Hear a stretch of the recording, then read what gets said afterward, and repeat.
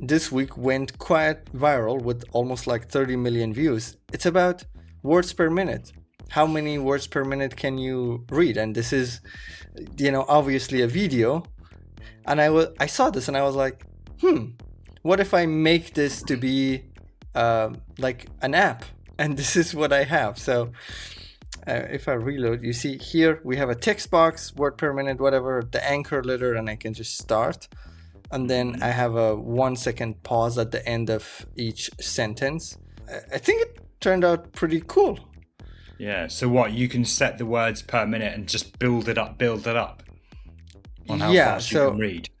So yeah, I don't have, I guess that is something to add, like stages, but right now it is just like a slider, so I can start, and let's see if it actually real time adapts. Yes, it does. I just added a prompt saying, can you make this update the animation engine real time? And what's the importance of the red letter? Honestly, it was in the design and I just took it, but I believe it is important to have the words in a specific anchor point.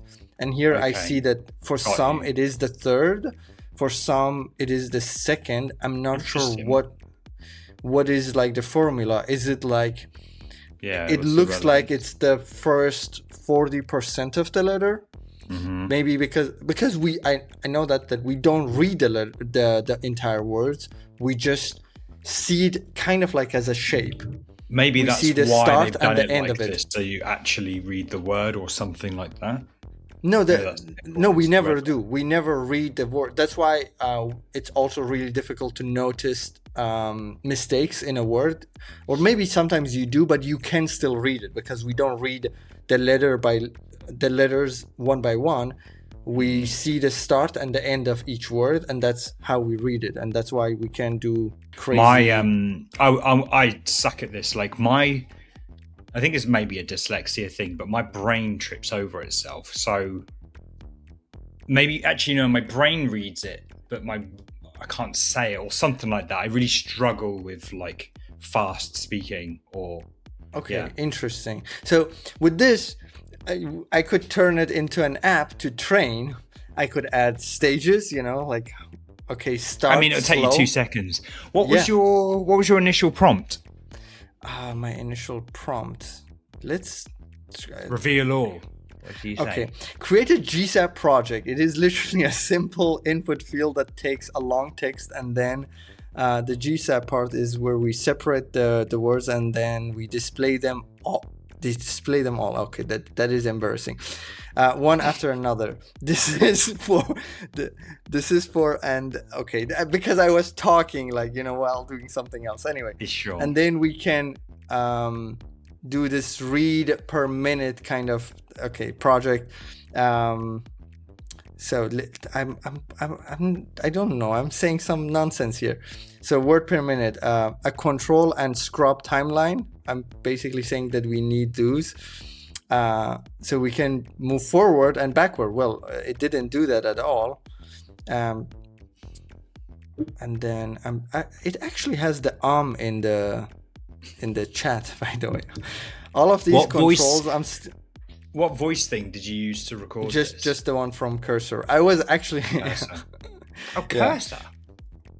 Yeah. How has Cursor got anything to do with this? Just the mic, the voice input. What you see here on my coding screen. Application. This is Cursor, is it?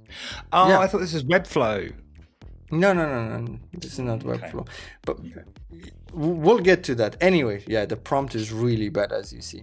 Because I was going to say, you should, not that you, this could have been a quick thing, but like running your prompt into an AI to help refine the prompt. I do this. I can quickly talk about this, and we'll do that.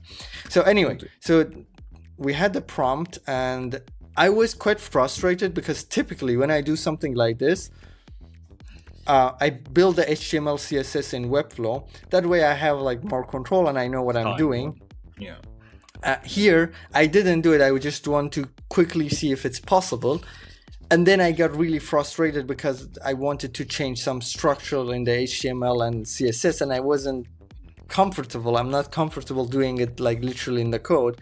And I was then prompting CSS HTML changes, which I don't like, because I feel like I'm faster if I know what to do, you know, if I do it myself. Anyway, so that worked pretty well, I would say. After, let's say it's like 40 minutes of work put into it.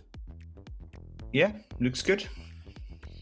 And what I do, I make typically separate chats. Here I didn't need it, but like typically I make separate chats for if I do concurrent stuff. But here I don't have a crazy, I have a JavaScript, CSS, and HTML file, very simple and vanilla. I don't know if I needed GSAP for this, but it was kind of in my mind. It's just CSS hiding and showing and a and a loop. Yeah, exactly. So, and the thing is, this one is actually like completely vibe coded because I have not checked the code at all. So we have like 3 lines of code. Well, we'll get into that, I think, but I think we're beyond the point of checking every line of code. I think vibe coding is now, it's kind of how we're all coding. We'll get into it. Exactly. This is very interesting because when I was doing that, I obviously am not like where I would judge this JavaScript and say if this is good or bad, but I could see like when the CSS at the beginning, it was not what I wanted. I was really frustrated and I was like thinking, okay, how can I tell this AI? How can I describe it? Or should I just get my hand in it and do it myself? But I guess this is the way we write, we create software nowadays. This is part of a larger conversation on my show, Cmd+AI, which we stream live every single week. We discuss the news and all things related to AI in the world of design and web. Catch us next week and join in the banter.